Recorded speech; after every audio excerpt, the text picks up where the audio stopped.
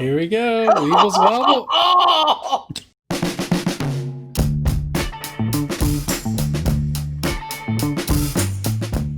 Welcome, ladies and gentlemen. This is Drag Racing Friends. I am here with my friend Barrett Green. Barrett, how are you doing today? Hanging out, just hanging out, enjoying life right now. We've got a bunch of cool stuff that is in store for this episode. And some of it's going to be surprising to some of the audience, but not to you and I. I mean, Barrett, you and I have grown up in the drag racing world. We've been around this for a very long time. You know, I grew up in Northern California as an NHRA drag racer with my dad running stock eliminator and that kind of thing. And then, you know, later on in life doing some street racing and getting into Hot Rod Drag Week and those kinds of things. But for the people at home, give a little bit of background on you and how you got into this.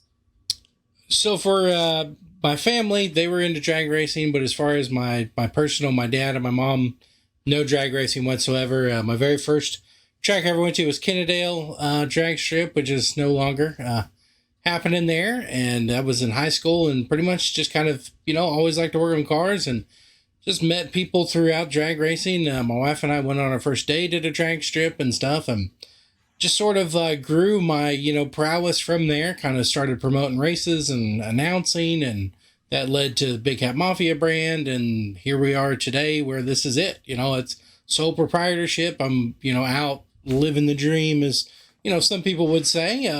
It's been a little tough the past few months, but other than that, that first time you're sitting there and you hear a car just zing it through the water box, I mean, it's going to make this past month or so, it's going to be all worth it. Yeah, I agree. I grew up in Northern California, like I said, going to Fremont Drag Strip, running small tire cars before they were called small tire cars. Yeah. The original small tire drag racing was NHRA Pure Stock and Stock Eliminator with 7-inch slicks. Now they run a 930-15, which is a 9-inch wide slick. Still small tire drag racing, standing on the bumper, all that.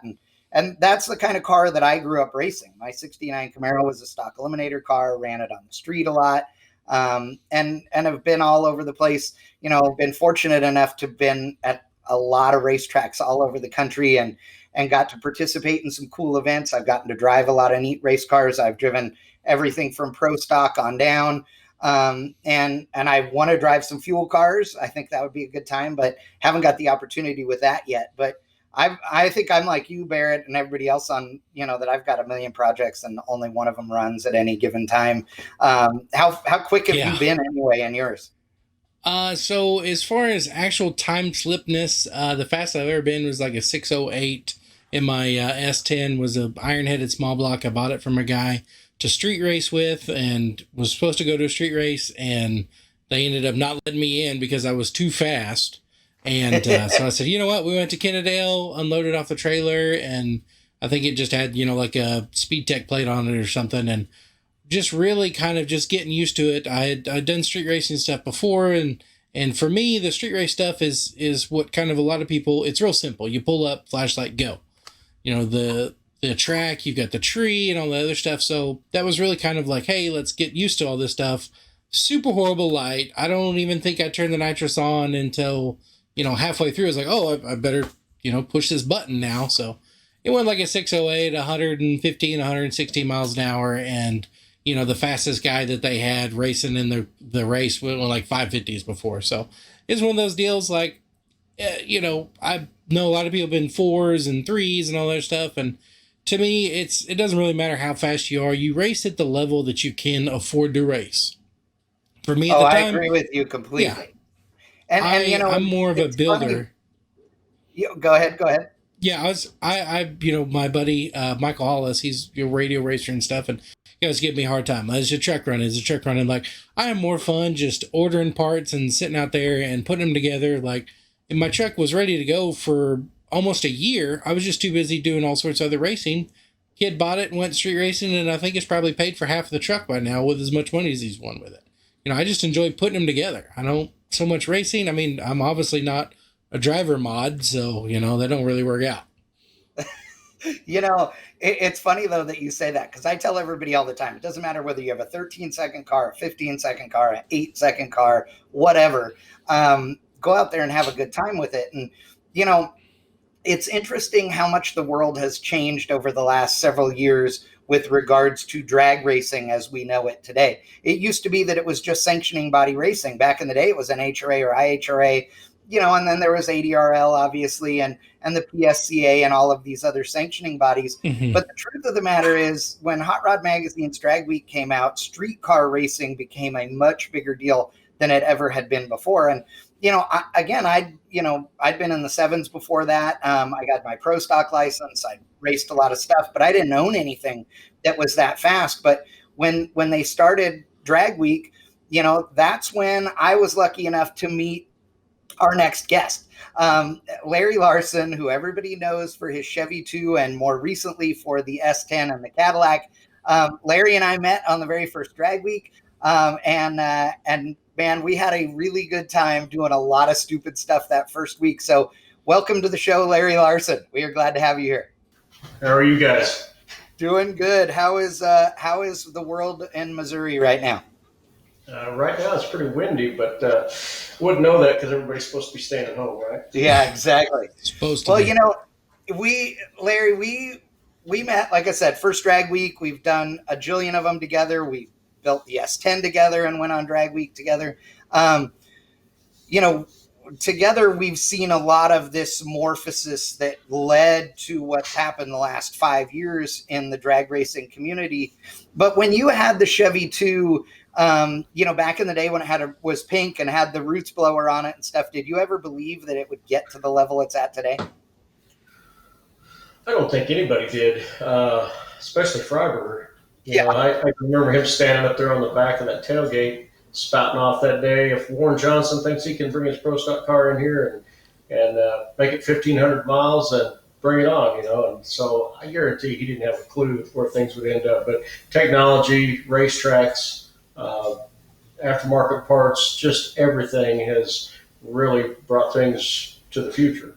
It has, and it's pretty dramatic, and we're gonna delve into some of the no prep world and what that world has become because of those statements made by Freiberger and everybody else that have led to all these street race events like Drag Week or Rocky Mountain Race Week. But before we get into that, we want to go into a segment that we call the Insanity segment here on the show, where we show something funny, something entertaining that, has to do with whatever our particular topic is for the week. So right now, both of you have a link to a YouTube video that Barrett was kind enough to find and share with everybody of some of the extremes that go into the prep world of drag racing and just how sticky they can be.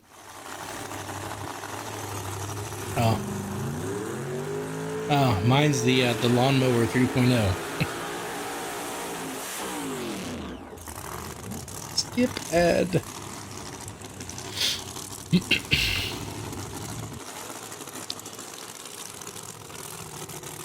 This is actually the one that I thought of whenever we talked about this. Yeah, exactly. I got both cars backing up. I watched this live. It was amazing. Frankie's the man. I think it's Frankie's birthday tomorrow, actually. I saw it on Facebook.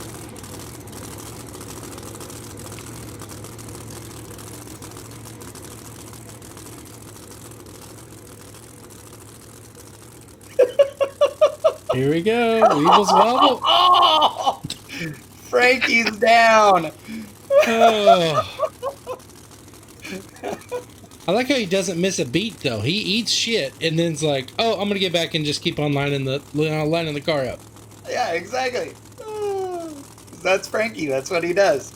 Yeah. Oh my God, that's awesome. Yeah, I watched I that gotta live and I was watch like, the "Ooh." past now too. Oh. I mean, it was too good not to watch. Definitely.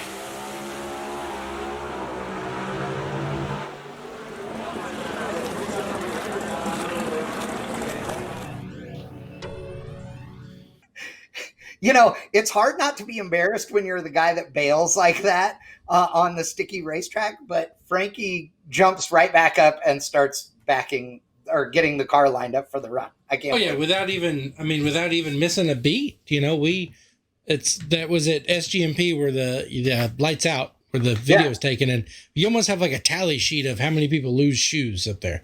Oh, it's insane. And it always cracks me up because these two worlds, again, are so diametrically opposed, right? You got this spray all the glue in the world drag radial racing, and then big tire racing, which falls into the prep and no prep category. But I mean, I've been around plenty of sticky drag strips, but drag radial stuff is a whole other level. And these guys just find themselves beat all to hell at the end of the weekend when guys are falling down and, ripping their shoes apart and everything else, which is why this year I had to build the radial flops as it was really a joke so that Lyle would laugh about it. And that we could have some fun on camera, but they worked so incredibly well that I've had a bunch of requests by a bunch of people to get their own radial prep flops. So Larry, you weren't there, so I'll tell you about them. These are a set of my normal flip flops that I always wear, except I made another sole for them that had modified and customized golf spikes on the bottom of them that then were glued to my regular flip-flops so that you could walk around. And dude, there wasn't a single person on the property that could walk around on that drag strip as good as I could. And I was in flops, and everybody is staring at it going, this dude is about to bust his ass. And it was no problem whatsoever. It was awesome. That's hilarious. As you started telling that story, I thought, I'll bet he got some sort of spike or something on the bottom of it, so it didn't have any surface area. Yes, exactly. Because that's the whole deal. I mean, everybody knows you got to wear shoes that are the least amount of surface area as possible. And you know how much I hate shoes. So, and there it's Georgia, so anything goes. You can do whatever you want. So it's the Wild West. So we had fun with it. Now, I think there were plenty of people that got pictures of me wearing those and Barrett wearing his American flag onesie. So, Barrett, I am happy to get my picture taken with you under most circumstances. I do not want another picture with you in the onesie. I'm just saying. Why not? Are you afraid that somebody might talk you into wearing one or what? I mean, Larry knows. Larry's seen me at Armageddon and stuff. I've seen him in that thing. It looks like something's getting ready to jump out. I know. It ain't right, dude. It is not right. I mean, I love you and I'll do anything for you, my friend, but dude, no way. That is just too damn much. I'm seeing things that I don't want to see. I can't unsee. Yeah, I did have to stuff a sock in my underwear though, just so, be like, well, look at that. There you go. But man, it's kind of one of those deals, Larry's, seen me at Armageddon and some of the other, the No Prep King deals and stuff. And, I'm not a booth guy. I'm not a booth announcer. I like to be out in the crowd and, I got some flair. I like to be a little extra. And man, if you want to be, extra, wear a onesie because people are just like, my favorite thing is whenever the chicks are like, hey babe, take a picture with us, and so I'm like taking a picture with them. And then it's like they're having their dude take the picture. It's like, gotcha. Yeah. Oh, yeah. Well, and so here's the thing. You bring up Armageddon, right? The no prep scene has just exploded. Okay. We touched on it a little bit when we were talking about all the streetcar racing that Larry and I have done together. So let's dive into this a little bit. Larry, give everybody a little bit of a rundown. I'll give a little bit, but then give some people some more info on your background. Obviously, chassis builder. You've been building cars for a very long time. Larson Race Cars in Oak Grove, Missouri. You built the Chevy 2, and as you said, nobody really expected it to go as quick as it has. When it got rebuilt and turned into the silver and gray car instead of the pink car.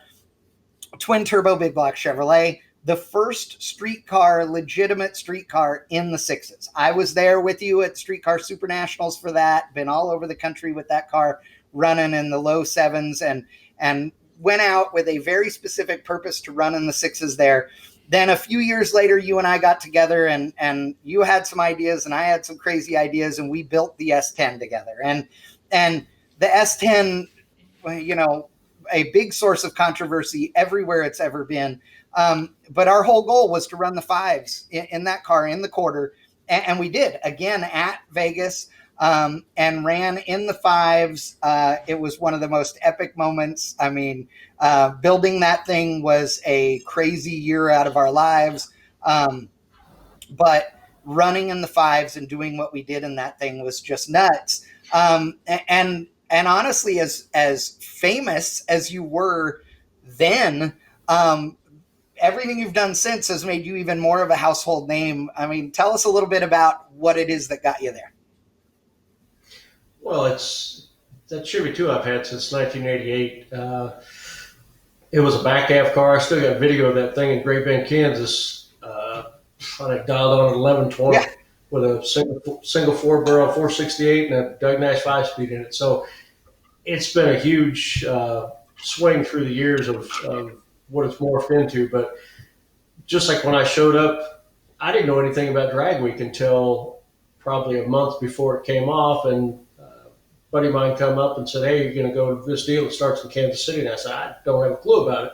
So got to looking at it, and I thought, boy, this is perfect, because my Chevy 2 had, in the days of the late 90s with the fastest streetcar stuff, they were getting fast then, or they were fast then. I remember going to Orlando in the late 90s and watching them down there and do the 30-mile cruise, and Christensen and Moran and all the crazies, trying to drive those things. And so watching those guys was really cool, but they still weren't actual street cars. They were race cars that they forced to drive 30 miles.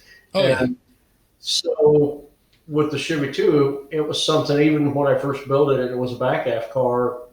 Shoot, I'd jump in it, drive 250 miles to Denver to go to a NHRA division race and help, and then turn around and drive it home. And so it's always been something that was fun to drive, and I enjoy driving. So that's never changed. It's just, it got sped up and sped up and sped up. Well, when Drag Week came about, it was to the point where I wanted something that had run in the 8s at 150 on pump gas. And so I built that thing as a 1471 blown Lenco equipped piece, and it did just that. So we went there, and everybody thought I'd lost my mind and fell off my rocker, and there was no way that anybody was going to drive that crazy blown thing. And I know you and I'd met that year, and you thought I was cheating. Hot Rod thought I was cheating. They had Rob Canan follow me from St. Louis to Bowling Green on day 2, which I didn't realize at the time. But so that whole thing, it just went from running in the 8s to the 7s to the 6s and stereo on, and just like when we drove it down on the strip, after we ran 690s out there, just to prove a point, but it's still something that's fun to just jump in and drive somewhere. There was a pretty rowdy race car the first year with Carl Scott. That was the one that they should have been looking at.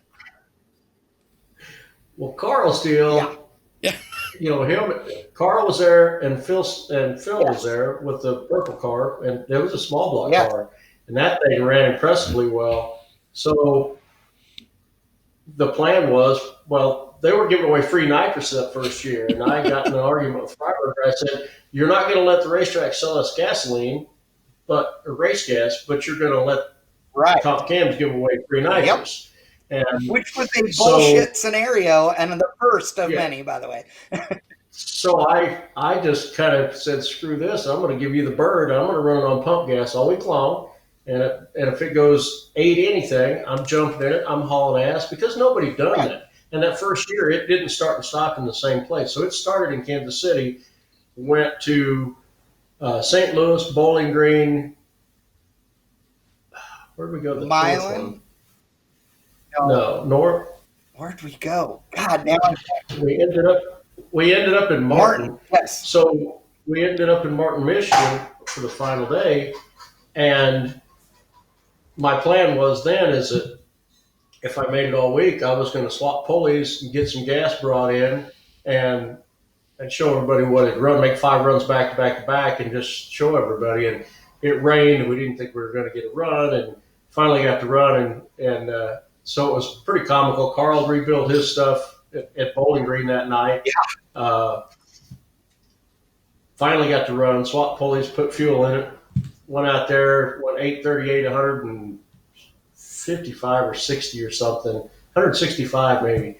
And so then Carl and Phil went out there and burned their stuff up trying to outrun. Yeah. So it was just hilarious. And that's how I got to meet Brian Loans too, because remember I threw Brian in the car while we were waiting for the track to dry out and took him out on the highway about $1.65, and he about pissed down one leg. Oh, hell yeah.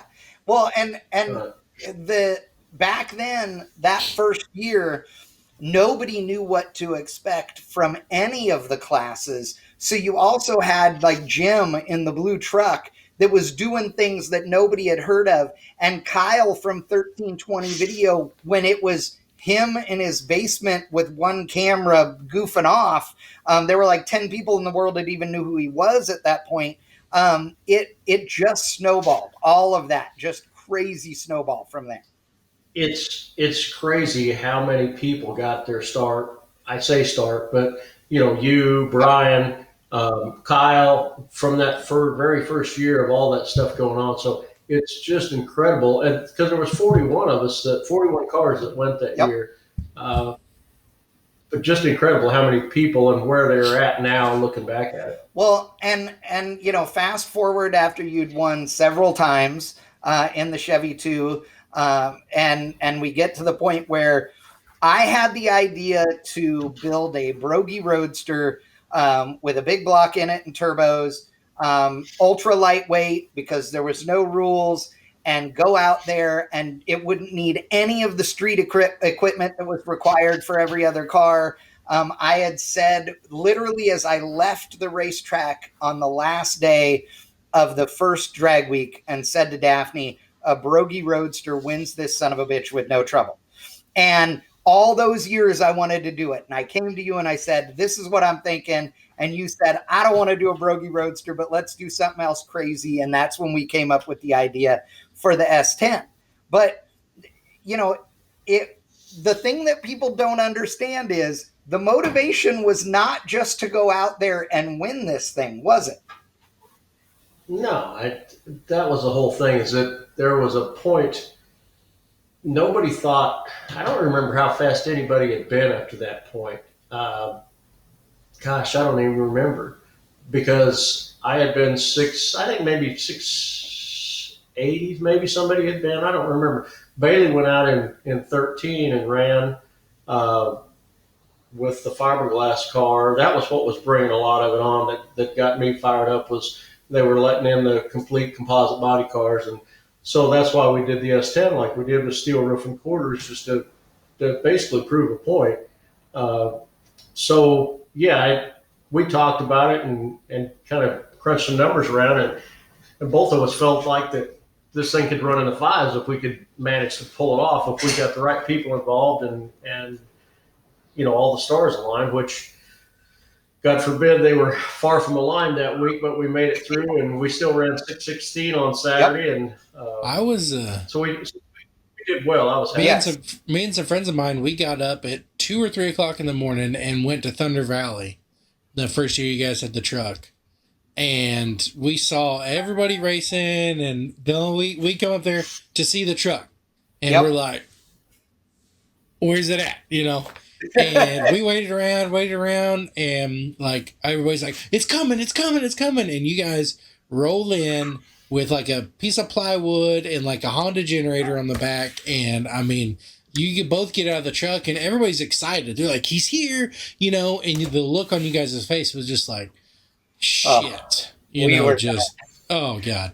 Well, and the thing about it is, all of these accolades, all of the stress, all the trials and tribulations, all the thrashing, all of that to get to that point over the years.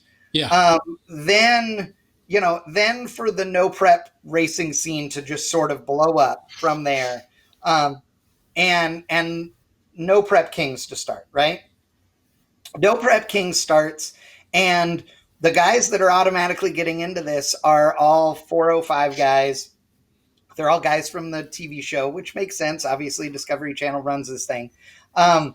But there were a lot of people that were just, God, I'm going to make some enemies on this, but there were some guys that were just loudmouths on TV who really didn't have that much merit on the drag strip who were in, but guys like you had to really fight in order to get into the No Prep Kings series, especially because even though you were invited multiple times, you did not want to race on the actual street. So, you know, that whole side of things to get into the No Prep Kings world was a big struggle, wasn't it? Yeah, it was really tough. I always told everybody I didn't want to go race on the street because I drove all my cars too much, and I didn't want some lady standing on the corner a block down the street holding her kids going, that's the SOB that's out there street racing all the time. Well, it kind of took just the opposite. Everybody really put their arms around the whole show and was really attracted to it. But I still didn't want to go out and race on the street, curbs, all that stuff. The flip side of it is, from a tuner, driver, builder, it was really intriguing and challenging. I mean, I wanted to go out there and race. I just told myself I wasn't going to do it. But if they ever put it on the racetrack, I'd be all in. So when they did bring in the No Prep King series, then I tried to get in, and they had that first $100,000 race at Bristol. Yep. I was there. 2 weeks after Armageddon, and I had run, and I'm going to make some enemies here. I had run Chief, and I think Sean. I had run a few of them down there, and I outrun Chief. They had a high roller race that there was 6 of us in, but somewhere along the lines, I ran Chief and put 2 cars on Chief. Well, lo and behold, about 4 days later, I was uninvited to the Bristol race, and nobody would give me an answer. I couldn't get anything out of anybody. Then the series started. I went down to Memphis for the first race and went to race the outlaw side of that, and still couldn't get into the race. No way, no how, wasn't happening, no answers. And so I think it was the 4th race at Tucson, they finally told me if I did something with the bedsides that they'd let me in. I'm like, okay, here we go. And so that's when I built the extension, built the schlong bed, and went to Tucson and got in on the 4th race. And like I said, it went good from there. Well, and you know, they don't. I don't think that the No Prep Kings scene and the No Prep Kings world understood quite how dedicated to, you know, rules manipulation you really were. You know, they thought they were going to tell you that and you'd be done. And you and I talked, and it was like, just put some cardboard on the side of that son of a bitch. Who cares? You know what I mean? Want. Yeah.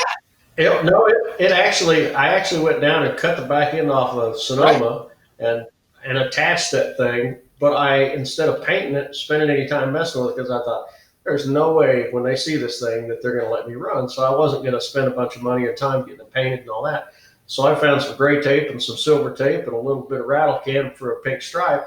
And I taped that thing up, and that's what I showed up to Tucson with. And I ran the rest of season 1 with it just like that, just for that fact. But, yeah, I don't think, you know, and as it ended up, they didn't like different ways of looking at it. At the end of the day, after season 2, they didn't like the wheelbase. They didn't like the raised bed size.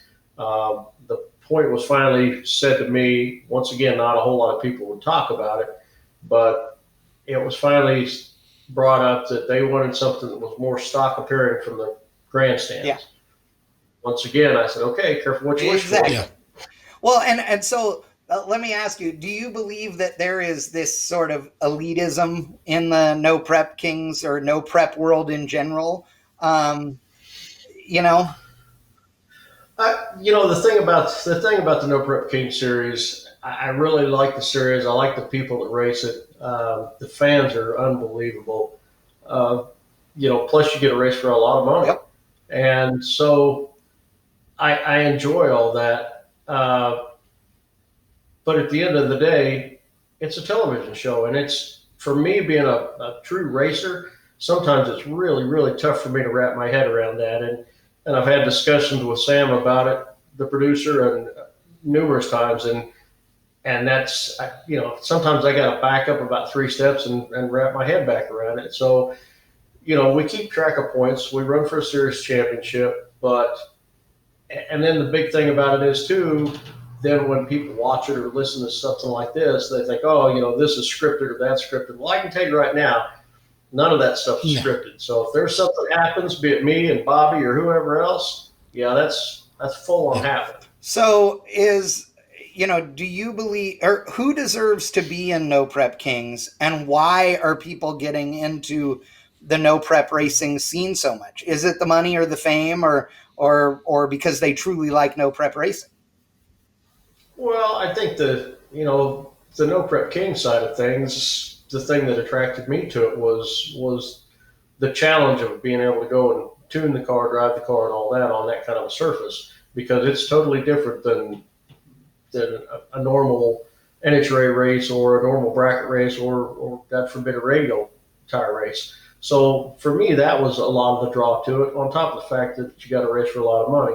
After being there, like I said, the fans are just incredible. So it's like going back to the days of the 80s of funny car match race days, when the promoters were making money, the fans were having fun, buying T-shirts. It's just a really good thing. Now, all the other no prep stuff, like Shannon Morgan's race, I mean, she had a series that was really going good before MPK, and I went to a few of those races, and she put a lot of people in the stands and had done real well. Unfortunately, I think No Prep Kings has really hurt her series a lot, taking away the spectators, taking away some sponsorships, and definitely taking away some of the big name racers. But I think more than anything, it was a challenge to a lot of people to go out and race a different type of series, and then it brought the fans, because here we go again, somebody's always waiting on a crash. Not that anybody wants to see it, but that's just human nature. So, I know that you've been pretty frustrated at different times with different racers, and you've had some run-ins. You are not afraid to go scrapping with people, and it's one of the things I love about you. You and I have been in some situations together where I thought one of us was going to get our ass beat at some point or another. But you've been pretty vocal about some of your frustrations with the 405. You want to comment on that? I like most of those guys. Most of them are a bunch of good guys, and they're a good, solid bunch of racers. It's funny though, they, when times they'll bitch at each other and just like they're dire enemies.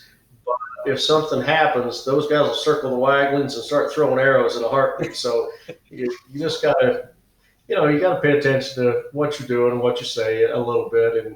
But like I said, as a whole, it's a good group to go race with, 405 included. I think some of it has to do with, sort of production almost protecting their own. I mean, you look like if you have a WWF event, or I guess it's WWE now, like there's some dude out there that's about 18 beers in that'll go down and kick the shit out of anybody in the ring, but they're not going to say, hey, come on down. You know what I mean? So they have their group, and some of that stuff, the cast, if you will, isn't necessarily responsible for some of the stuff that their positions they put in. And a lot of people are like, oh, well, that's just how it is. They're just protecting, 405 won't race Larson because they're scared of Larson. Well, Larson learned that it's hard. It's hard to, one, go to different tracks and race, but two, just make the race. I mean, that's a deal in its own. It's not like they let him in and all of a sudden he just won 4 in a row. It's on the struggle bus. Oh, yeah, it's tough, and every year, keeps getting tougher. But once again, sometimes you just got to back up and look at it, because once again, it's first of all, it's a TV show, and it's about a drag race. It's not a drag race that they put on a TV show. It's the other way around. Look who's joined us there, Barrett. Yeah, that's my boy, old Boosted Ego, baby. What's up? Well, what's happening? We got we've been joined by Larry Larson. If there's another homie that I like to hang out with, and he's been a big supporter of some of the races and no prep races I put on. My homie Eric Bain over here, a fellow beard man, Boosted Ego in the house. We got him, and there's a guy that's as dedicated. He just he's got a team around him, whether it's HPP or any of those guys. They just show up to win. And he's driven to win. He basically created a rule. There's not a lot of people that like that, but the man is deadly on the instant green tree, and is definitely, Larry can attest to it too. He put some people on the trailer on a car that should never even have been on the track. Yeah.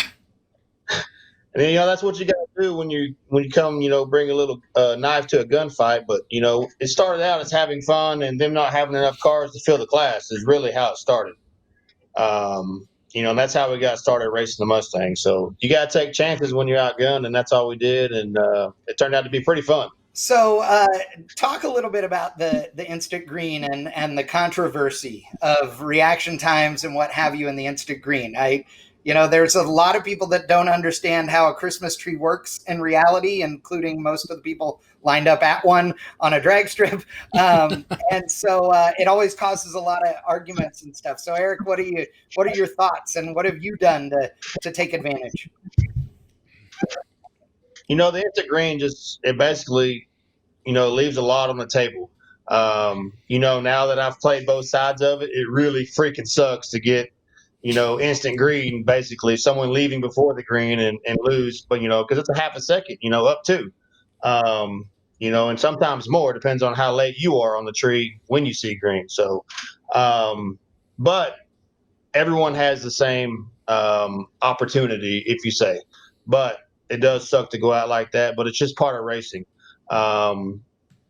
In trying to keep it street-like, in my opinion. Larry, you and I were at an Armageddon race where there was a whole lot of controversy about this, because the tree, like at most of the no prep events, was not actually instant green. It was that they just pulled the yellows out.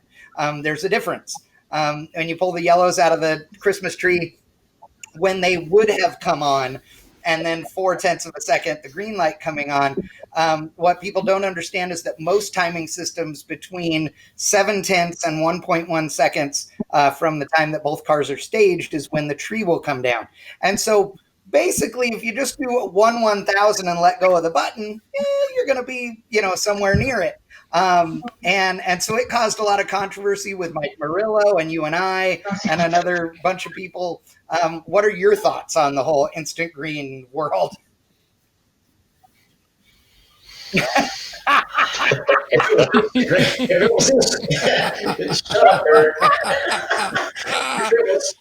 it was instant green, I'd be all about it. But unfortunately, it's not. And like Eric says, it's part of that series. And just like he said, you can be at 0.4, maybe even 0.5 ahead of the other guy if you guess it just right. It's like I tell everybody, what aggravates me about it is that I go there to race. If I wanted to gamble, I'd go to Vegas. And that being said, I hate it when people guess. I mean, if your car's not fast enough, God forbid, go home and work on the damn thing. I mean, that's what the rest of us do. There's always going to be, it seemed like there was about 10% of the guys last year that were taking shots and stuff. And the rest of us were racing. And like I said, I know Eric got his ass busted once last year by, I don't know what the hell you did, left early for no good reason when you had somebody covered. I don't even remember who it was. I'm sure you did. I did, and that's a long ride home, brother.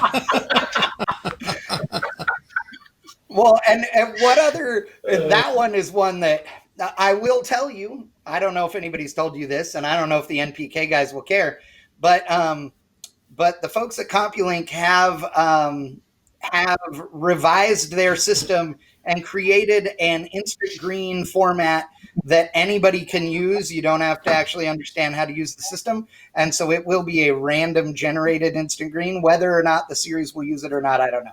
But that is coming, just to let you know. Really, I think the series needs a change up. And I really think the flashlight start or something like that would be better. I volunteer to be the flashlight guy. If they're trying I'm in. If they're trying to imitate the street and this and that, but I mean, and you could still use the finish line beams, to rule that out. But their tree sucks. What I told them last year after that fiasco with Bobby is that if they want to make it more like the street, I'm all about it. I said, just use the tree just like you're using it. Don't change a thing there. Put a camera up there and do it just like the street, just like on the street. If that tire cracks, you're out. Done. And it would, people at home would, at this point, the fourth season, we're going to start needing a change. And at this time, in my opinion, would be a good time to change it up on the light, or on the line, something just to keep it more interesting. Why they don't just have the starter drop the tree. If 4 bulbs or somebody goes in deep, everybody's in, ready to go. Just have the starter flip it.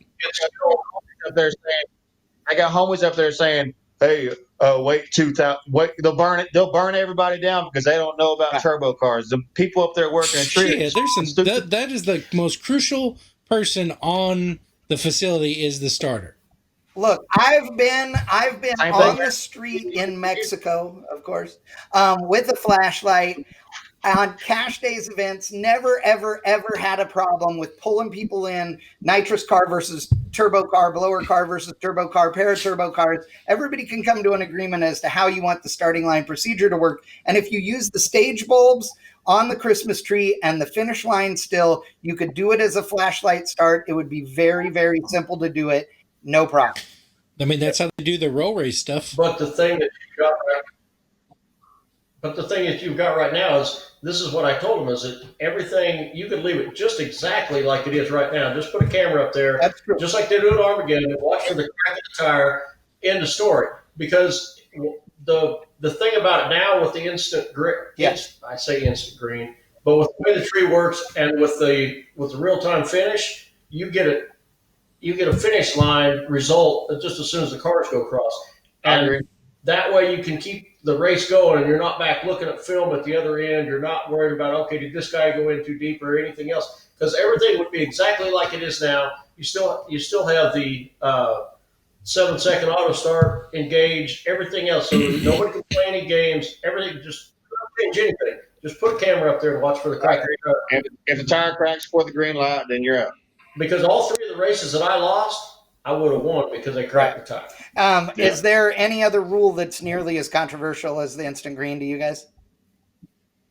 Yeah. I don't think so either. So let's get into, because we could talk about singles versus twins versus blowers versus all that, but let's talk about this one, because this one is just one that chaps certain people's ass. Who should run and be on No Prep Kings? Is the system fair? I mean, who should get the chance to be in the series?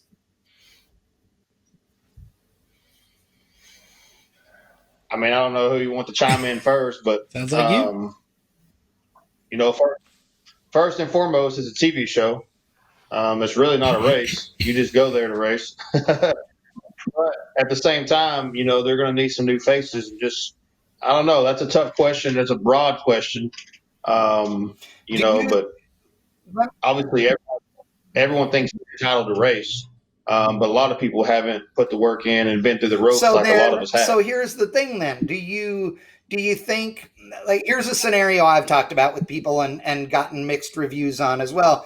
And I didn't think of this, but let's say you take, the points, right? What the points are for the series, and you go, okay, the top 10 guys or whoever get to be in.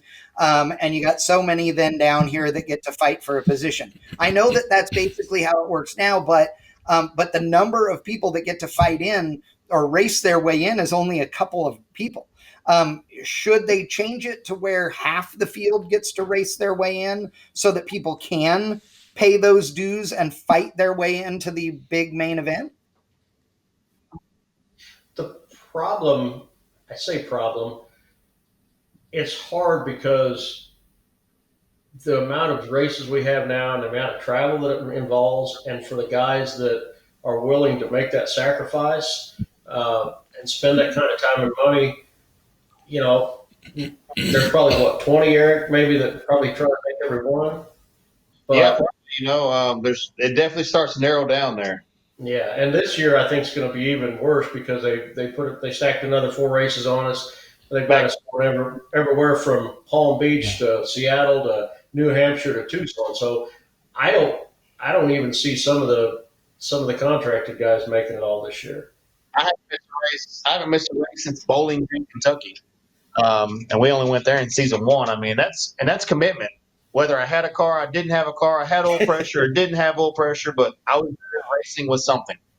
And there's not a whole, like Larry said, there's not a whole lot of guys that can say that.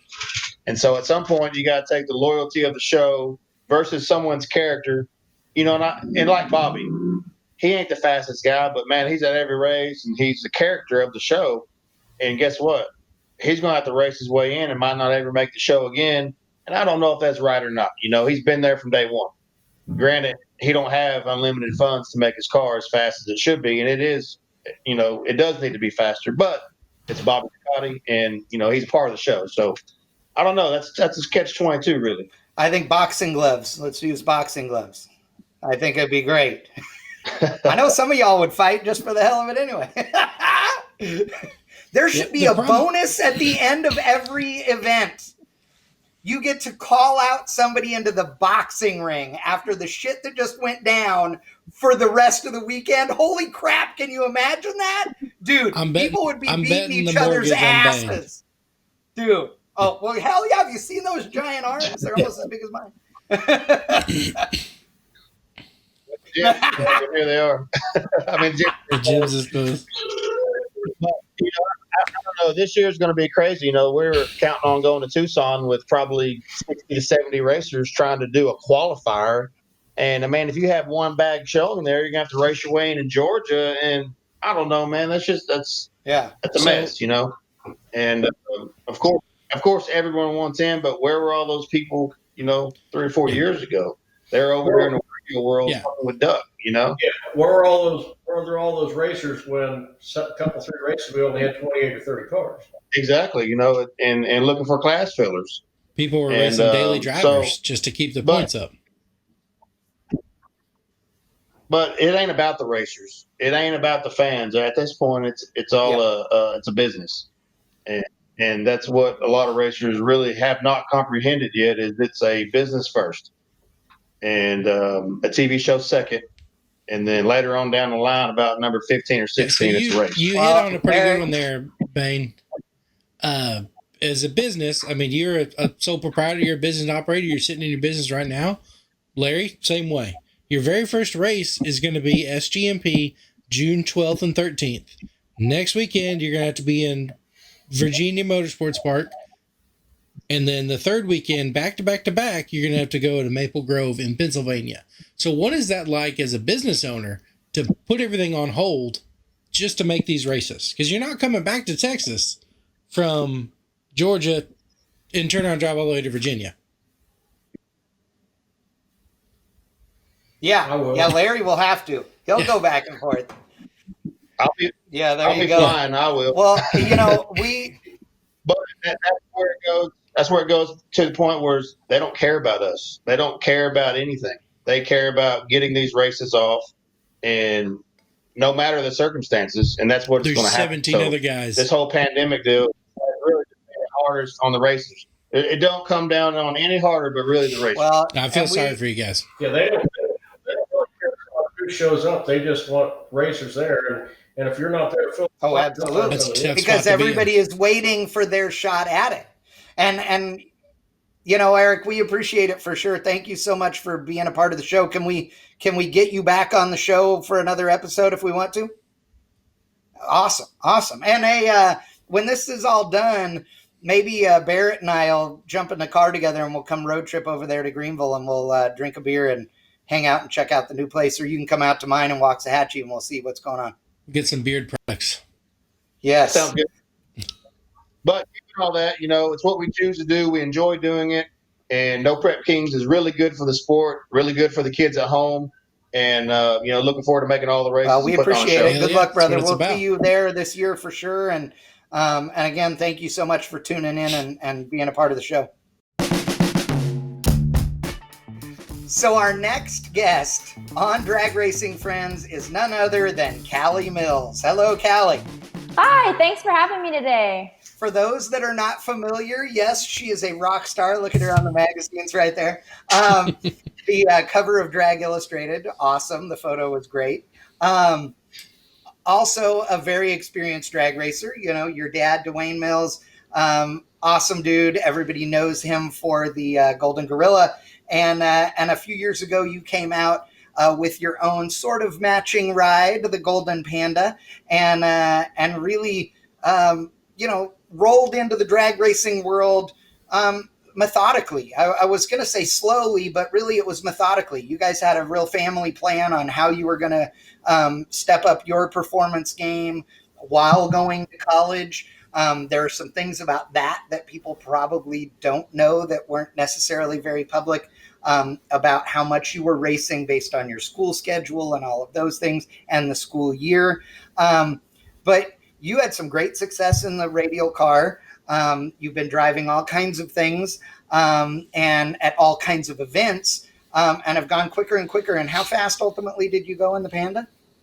We had a personal best of 4:35 at Sweet 16. I guess it would be 2.0.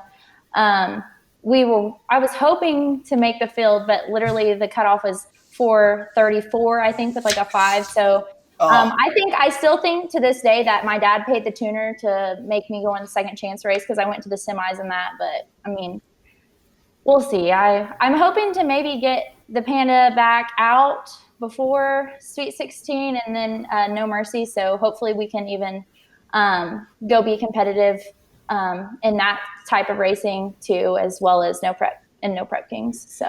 So your family has always been the radial prep family, though. And then your dad went, I don't know, crazy or got excited one day or whatever and called Larry Jeffers and said, let's put big tires on stuff and build more cars. And now you got a whole fleet of gold Camaros, and some of them with big tires and some with small tires and some with even bigger tires. So tell us about the current stable. Okay, so we have Golden Panda, which is my X275 car. It's a small block, single turbo, X275 tire car. And then we have the Radial versus the World Golden Gorilla, which we just got it back from Larry Jeffers, I think last week or the week before. And it has big tires on it. And we're going to race it like Pro 275 and then some no prep events. Maybe see it on the street. You never know with my dad. He's kind of crazy. So, and then Kong. It's so bad I can't even keep track now of what car is what. But then we have Kong. I'm taking over the reins of it. I'm really excited. That all kind of came on a whim. It was like my dad got diagnosed with prostate cancer, and we were either going to have to step out of the no prep scene or I was going to have to step in. So I was like already wanting to last year, like right when I graduated, I was like, okay, I'm ready to race. Like I want to go racing. I work for them. So we kind of like work hard on the week. And then on the weekends we take off and go racing. So we were actually testing my Panda car and Dad was testing the Kong car at the same time. And I was like, so when are you going to let me drive that car? I was like, I think I'm ready. And he was like, well, he gave me a whole list of things that I had to learn how to do. And I actually was like, okay, well then we'll do them. So I got those checked off, and then we went from there on the Kong car. So the Kong and the Gorilla are pretty much the identical car, except the Gorilla now can fit radials and big tires on it. So I think the wheelbase is a little bit different. I think Kong's shorter than Gorilla. But pretty much that car, you can't tell the difference of it. No, they are nearly identical. It's funny to see people because they just can't decide which one is what. Well, and it always makes me laugh. Because people will get on Facebook or whatever and we'll post a video or something. And they're like arguing over who knows what car it is or the difference between the cars. And then there's those people that are like, no, it's the same car. And it's like, no, there's two different cars. They're totally different. And then there's the people that are like Radial versus the World people that are just like, why are you not going Radial versus the World? Why are you not radial racing? Blah, blah, blah, blah. And I'm like, listen, we're not ever going to stop radial racing. We're just kind of like, this is what's in right now. And I think the no prep scene is great for our sport. It brings a whole different side of racing. I mean, like NHRA and things like that is great. But I feel like my whole life I've felt like the door cars and, Camaro, you see Camaros and you can see Cadillacs and you can tell that that's what they are. And so it's just, people can, I'm trying to think of the word, people can see that and they like, it's relatable to me. You can identify with the rather cars. than, yes. And so that's why I like, my dad was like, do you want a dragster? Do you want to go bracket racing? No, I wanted a car. Like my 16th car, I was like, for my 16th birthday, he was like, what kind of car do you want? And I was like, oh no, just build me a race car. It's fine.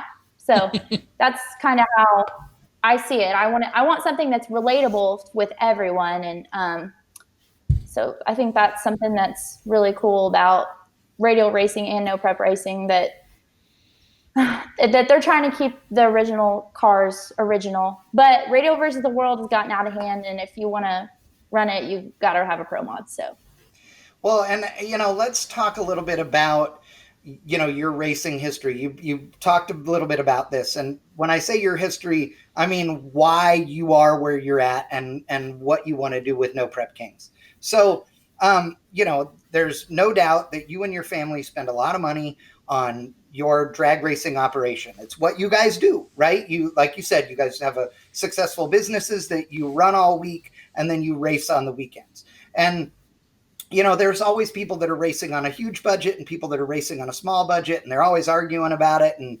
and one doesn't like the other and vice versa and all those things. And there have been some people that have been critics of yours, and I know you've heard this, who don't believe that you deserve to be racing in X275 or RVW or at No Prep Kings or whatever it may be. But you really have put in all the effort, everything that you had to do in order to get to this point to race. So, how does that make you feel? What do you want to say to those people when you hear that? I always know that there's going to be people that, don't think that people deserve whatever in whatever case it is. But I'm always the type of person that I want to be like that person that cheers people on. I want to see people do good. And that's something that I hold really close to my heart is, I mean, you've known me, Chad, for a long time. And I want to see people do good in the racing world, whether that be no prep, Radial versus the World. And on top of that, I want to see girls do better than boys. I mean, I'm always cheering for a girl. Like usually I find myself all the time cheering for another girl, because it seems to me like, I know we're all guys on here, but except for me, but it seems to me like when a girl does better, it's because their dad or their grandpa or someone was in racing before them that got them into racing. And that's the only reason why they have a name for themselves. And I think that that's wrong. Like I'm Lizzie, Kayla, I mean, Erica Enders, all these girls are very, very strong women. And not only in just like day-to-day life, but like in the racing world too. So I don't really let those people that say, oh, she's only in it because her dad or blah, blah, blah, blah, blah. Because let me tell you what, my dad would not do it if I didn't want to put in the work and go to the racetrack. I mean, I can't remember a time in my life when I wasn't at the track, whether that be, I started out four-wheeler racing, and I went to 2 races. My mom was like, she's too crazy to be four-wheeler racing. She needs to be with a cage around her. So then my dad actually took me to the sprint car races, and I told him, I'm like, Dad, either like we're going to have to get a bodyguard if we're going to be out here, because these people, I have a little temper on me. So if someone bumps into me, I'm like, I'm just going to pull over and I'm going to ram them. So that's not a good deal for me, because that's okay around here. So we're going to have to get a bodyguard, or this isn't my type of racing, because I like to keep my stuff nice, clean. I take care of my stuff. So I'm like, dirt track racing is not for me. Like I will go watch it any day of the week. Like if we're at home and there's no drag races going on, we'll be at the sprint car races. We're at the Chili Bowl. Because that's what my dad was into when he was younger. He worked on a sprint car. So then I went to the races and I was like, oh, I want a junior dragster. So I started out junior dragster racing when I was 8. And at that time, 8 was the very beginning time you could start. Right. And so we went up to Kansas, and we didn't even have a small trailer. Like we had a motorhome and a trailer, and we had 2 cars at the time. So one of the cars stayed in the trailer and the other one was in the shop. So we didn't have a trailer. So me and my dad took the pickup and we went to pick up this junior dragster. So we loaded it up in the back of the truck, I sat in the back. I watched it the entire time home. Like, I literally fell asleep with watching that car because I didn't want it to fall out. I don't even know. So, and that thing was literally, you pull started it. Like, you had to blow in the tank, the gas tank, and pull start it. So it was like basically a lawnmower motor, or a weed eater motor, I guess. But so I went out and made my first pass in that car. I had like, the junior dragster I had plastic front wheels on it, which is like not allowed these days, but I still have my first race car too. It's out in the shop. But so I went out and made my first pass. I went like 15 seconds, like 40 mile an hour. And I was really excited and super happy. And my dad got down there to pick me up, and I was like he could tell I was happy, but I was a little bit bored because I told him, I was like, Dad, this is really fun, but I don't want to go that slow. Like, I was like, I have a go-kart at home that goes about as fast as this thing. And we have a really long straight driveway. So I used to make passes in my go-kart before I got into the junior dragsters. So I was like, this is fun, but I don't want to go this slow. So we kind of went outlaw-ish. We had another car. He bought it. We got a bigger motor, started going to like Mocan local tracks here. And racing that, and I did really well. And then after that, when I was in high school, and like I was racing every day of the weekend. Like, I had a grade check every Friday. I brought my grades home. If they were B's or better, we left Friday night, went out to Tulsa and tested Friday night. Saturday, hauled to Noble, and Noble used to run their junior dragster races. Like, they would run it in the morning, get all the junior dragsters done so we didn't have to deal with big cars, and then we would book it from Noble all the way to Mocan, Missouri, and run their Sunday race. And then that would be it, and then we'd race Sunday and come back home, and I go to school on Monday. But that's just how my whole life has been, is I've been at the racetrack, all through college. My friends, I was actually in a sorority, and my friends were like, how do you keep up? I was on the president's or dean's honor roll every semester. And my friends are like, how do you do it? And I'm like, I just love it. That's what I do. That's what I've done my whole life. So, people can say what they want, say I didn't earn it, whatever. But I know in my heart that I truly care about the sport, and I want the sport to grow and be better. I want the sport to be better off than when I came in to it. I think a lot of young people, talking about street racing, things like that. My dad was he didn't really want to go street racing, as far as like when the first whole Street Outlaws street racing came out at 405, because we had the Gorilla and we were doing really good with it. There was one year, like 2016, I think we won every race that we pretty much went to. So we were kind of concentrating on that. And when NMCA dropped the series, and then No Prep Kings came out, and he had been working on the car, the Golden Kong, for a while. He kind of had a few setbacks with his health. And so, what we did last year was what we were planning on doing a year ago, a year ago from last year. So I guess it would be 2 years ago now. But, the timing was right, and we kind of took No Prep Kings, and we did pretty good on that. And I think that I can do it just as good as he did last year, with his guidance and the people that we have behind us. I definitely think we can. Yeah, but now, you're on the outs, right? You're not in. So No. Are you going to events and racing your way into the show? Is that the plan? Yeah, we're gonna go to the first few races. It's funny because I actually had a big when No Prep King schedule came out, we always go on a family vacation, just like us and the family, and it was June. We planned it in June because there was no Prep Kings races in June, so we had to change it up now. So I actually just finalized. I got our vacation switch all around because your life runs around racing. We all know that.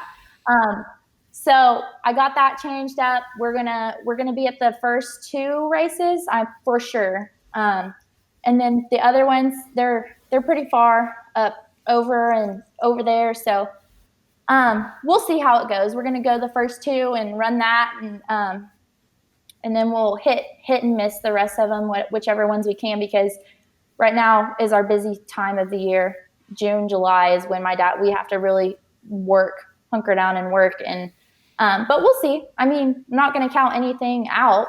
I mean, if they invite us, then we'll be there. If not, then we'll go to the next thing. It's not like we really liked racing last year with the No Prep King series. It was a great series to run. They were very timely. It's a Friday, Saturday race. So you got to travel home on Sunday or Monday, because we usually Sunday we would go find something fun to do around where we would go. So we just get a group of people and go who knows where on Sunday. We went last year. We went to Cedar Point with a few of the people, and it was a lot of fun. So we're into anything, really. I mean, we're not going to count anything out of our schedule. We got a lot of big stuff coming up that no one knows about, and I think that if they don't invite us into No Prep Kings, it's not going to be the end of the world. But I think that me and my family have a lot to bring into the show, and I think that either way, it's going to be a great season for them, and they're going to do what's best for their show and their racers, and I'm going to respect that. You know, it's interesting to me because the amount of racing that you've done at a relatively young age, and the amount of, or the caliber of races that you've been around, right? Really mirrors a lot of what Larson has been around, right? So Larry's been, raced the pro mod world a lot of NHRA drag racing. You guys have seen a lot of sanctioning body racing. It's funny because No Prep Kings is supposed to be sort of the anti-sanctioning body, if you will, but they still are. I mean, they're still making rules. They're still putting on the races, all those things. Do you think that people, because we're now, 4 seasons into No Prep Kings, do you think that people are starting to look at them like they looked at NHRA or NMCA or any of those other sanctioning bodies that you guys have raced in the past? I think that No Prep Kings is unlike anything I've ever witnessed before. When we went, the crowds were crazy. And I know I've been to Donald's races, and I'm just going to say this. No Prep Kings, every single place that we've been to has been packed. I've been to a lot of races and seen a lot of different things happen, and No Prep Kings definitely is one of the best series. And I would say, yes, it is a series that has come.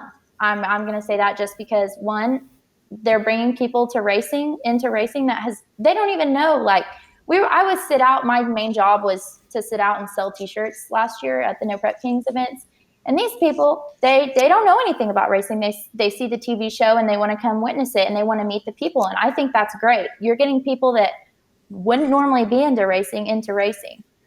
So I definitely say it's one of the better series. And I mean, like you said, they have rules, which we have to have rules to keep people safe and things like that. But as far as, I mean, you're saying No Prep Kings going to these huge facilities that are NHRA facilities, and they're packing them out even better than NHRA. And I hate to be that way, but it's just, like I said earlier, it's more relatable. I mean, they get to talk to the people that are on TV, and they see that as a TV show. And I mean, it's bringing tons of people in. And what I've noticed is we've always had the fan base on the radial side of things. And those are people that get it, they get racing, they know how it is, and they see the Street Outlaws and they're like, oh, well, that isn't real racing. That's not real racing. And then we come in and we're like, no, it is.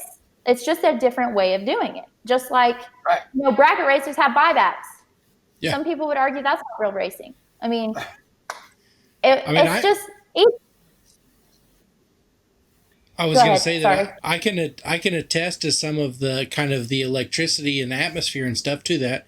It was at the first time you guys debuted Golden Kong at San Antonio, one of the Bounty Hunters races. You're up there, the whole family up there, Ferris behind the wheel, and your dad's just kind of laser focused on the car. And I'm talking, and I tell him, turn around. And he's like, well, no, I'm like, turn around. And everyone is betting with a car that has just unloaded out of the trailer, never made a, passing competition per se. Yep. And there he's just like, you know, taken back. And I'm like, this is what we're talking about. The relatability. You're in the stands, you see a 69 Camaro, and you're like, I can build one of them things. You're in the stands of a funny car. You know, us and 25 other people couldn't even campaign our money together for one weekend to even qualify. You know, so it's that kind of stuff that makes this series so electrifying. And I was a part of it for a little while, and then I guess I made some decisions, and they replaced me, and that's no big deal. I kept on keeping on, but you know, some of this stuff is just crazy. They'll stand out in the rain, just like it's rain days. Normal people will be like, we're done, you know, cancel it. They're like, no, we're going to be dry between the hours of 6 and 7. We'll race then. And people stand out in the rain. It's funny you mentioned that though, because like, so at No Prep Kings here at Ennis last year, Larry asked if I'd come out and help service the Cadillac. And so me and Cole and my dad came out, and we had a great time. It was fun. It was really fun for the weekend because I got to work on a car, and I didn't have to think about stuff, and I didn't have to be, I know this sounds funny, but I didn't have to be Chad, you know, on the mic and doing everything. And I just have a good time at the races, which I love doing. And so, I mean, we were turning this thing around quick. We were ready to go. We were hanging out with the spectators. I mean, Larry was signing autographs, and people were coming over and asking questions about the car. And the access he got to show it off. That's what Larry likes to do. Exactly. But it's the access to fans and the access that the fans have is at another level, you know? So I think that is one of the coolest things about this. Yeah. Do you remember that weekend that the local gal wanted to bring her HSV? Yeah, we took all the pictures. Cole took all the photos. Oh, that was so cool. And for her, that was something. No, and like you said, like Kaley said, it was relatable. This girl and her boyfriend showed up in her ATSV that is, I mean, nearly identical to the car that Larry's racing. I mean, it's beautiful. And she had seen it and, you know, talked about it. So we were able to get her a pass to park right there in the front next to the car. And so here's the street car and here's the caddy sitting next to each other, and people are just, you know, looking at both of them back and forth. It was really, really fun, and it was a different level. But what's really interesting to me about, you know, as we wrap this up, but what's really interesting to me about the No Prep King series and all of this new world that has sort of evolved is that from a fan perspective, like you said, you don't need to understand anything other than two cars are trying to get from here to there as quickly as possible, and one of them is going to get there first. As a racer, you have two sides. You have the hang out with the fans and relax and have fun perspective of it. And then there is this unbelievably intense, you know, sometimes resulting in fisticuffs side of the racing world. The intensity level is amazing. And so these two sides are sometimes crazy together. And I think that's why everybody loves this whole thing, you know? Well, the other thing that's really cool about the No Prep King series also is that look at all the TV shows out there, be it Deadliest Catch, be it I don't care what it is, right?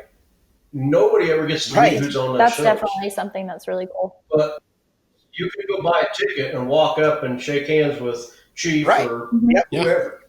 And so that, like Kaley said, they don't have a clue about drag racing. They might not even not have a clue. But they get to come out there and buy a T-shirt from their hero or whoever that they're rooting for, and that means the world to those people and the kids. Oh, yeah. Kaley's seen it too. I remember being at the first event they had at Thunder Valley after, I think it was 1 or 2 episodes that aired of Street Outlaws. And there you would have, like, you know, Nick and everybody's looking at like, where are all these people coming from? Like, they're coming to see these people because they watch it on TV and they're like, they're going to be in town, and just pile up and go, you know? And that's what makes it, because you can relate to it. You be like, oh man, you know, my mother's uncle's brother had I can't remember what year your Cadillac is, but, you know, I'm sure some people out there were like, I got an S10 just like that. Or, you know, you hear with the Gorilla. I have a really funny story. Oh God, about that because this one lady. So back when the Golden Gorilla, we had just we had bought it, but we kind of did some changes to it. I was young. This lady swore that this was her car. She's like, I had a 68 Camaro. It looked just like this. This lady was kind of crazy. She laid in front of the car while my dad was trying to load it. And I was like, I just remember because it was really late at night, and I think it was honestly the throwdown, one of the throwdowns in Tulsa. And the fans there are crazy. And this lady is laying in front of the car crying. She's a little intoxicated, but still, it's she's in her feels, but she's thinks that this is her car because it's relatable, like you were saying. And it's just that's something I'll never forget. And that's one of the that crazy story is one of the reasons why I love having cars that look like cars. Like my 275 car. I don't know if you guys have seen. I'm sure Chad, you've seen it, but it has a flat hood. And that's something that a lot of them don't have. And my dad's tried to get me to get rid of the flathead. He's like, you need to get rid of the flathead. You need to get a raised hood, blah, blah, blah. And I'm like, no, I like it because one, I can see out of it. And two, it looks kind of, it looks stock. That's cool, I think. And it's something different that no one else has. I mean, I can't think of another car out there that's an X275 that has a flat hood like my car. So, and what's funny is when you're paired up next to another car that has all of the body mods and it's sitting down sitting on the rocker, and you're like, I like that one over there that looks like a real car. Right, exactly. Well, I got to tell you, Barrett and I seriously appreciate you two being a part of the show this time and for giving us your opinions and telling us what you think about the no prep racing world. Larry, I know you're going to be running in a bunch of the series this year, and I wish you the best of luck. I'll come out and crew on the car some as well. And Kaley, definitely send our love to the family as well. I think the producers are probably only a little mad because we're only 20 minutes over time. Which I've only disconnected 7 times. I know, and that's kind of amazing because I never shut up. So, hey, but we're going to have both of you on again, I'm sure, after you guys get some races in. And so be safe, wear your masks, and all that stuff. Wash your hands, and we will see you next time. Thank you for joining us.